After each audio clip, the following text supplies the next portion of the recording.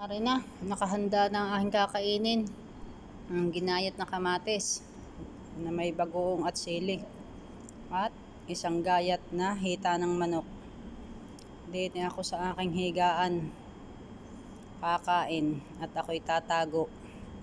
Ayaw ng aking mga kasama ng mabaho. Mabaho daw ang bagoong. Magaling din eh. At ako'y may paghilig pa sa aking pagkain. Wala, kain. Hataw tayo. Kasarap baga. Hilig. Pagkakasubo ay sa pagod. Tinaas pa ang paa. Sa sarap ng kamatis na may bagoong. Talagang napaparami ang kain pagka may bagoong. Isang malaking kamatis yan, ginayat kong iyan. Nilagyan ko ng isang siling mapula na maliit lamang. Ay anong pagkahanghang? Kain naman ah. Yan, naluoga na. Yung ganamang ang kanin ay basmati rice. Ayan ay buhaghag. Ay wala namang sabaw. At yun namang kamatis ay nilagyan ko lang ng kaunting bagoong na pampalasa. Hindi po pwedeng damihan at baka ma-infeksyon. Ay di walang sabaw. Ayun namang aking hita ng manok na yun galing lang sa kaning biryani. At ang kinuha ko ay white rice. Kaya naluluogan. Sabi sa Batangas.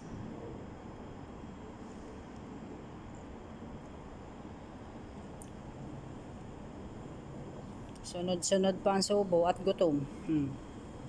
Hindi kaya kailangan ng tubig. Ay, tanam ka na. Sunod-sunod ang subo. Talagang nakakagana pagka may bagoong. Ba't yung bagoong ay nakakapagpaganang kumain?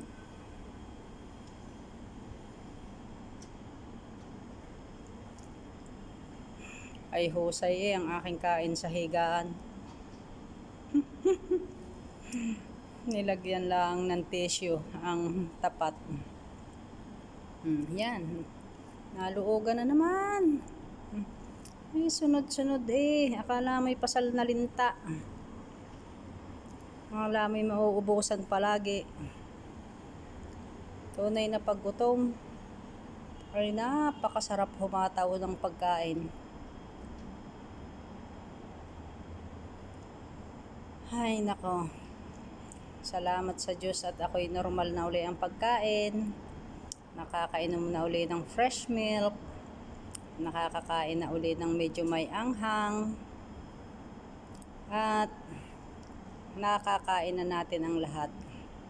Salamat sa kagalingan na patuloy na ibinibigay at sa kalakasan ng katawan. Talagang uubusin ang isang malaking kamatis. Kasarap naman ang kamatis na yan, malutong-lutong na matamis-tamis. Kaya naman ayos na ayos nga din. Parang iyan na ang aking pinakagulay.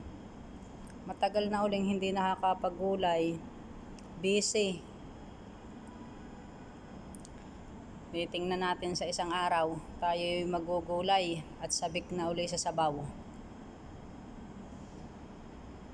Abay, humilig na uli Yun ang kagandahan pagka ang yung kinakainan mayroon mga unan.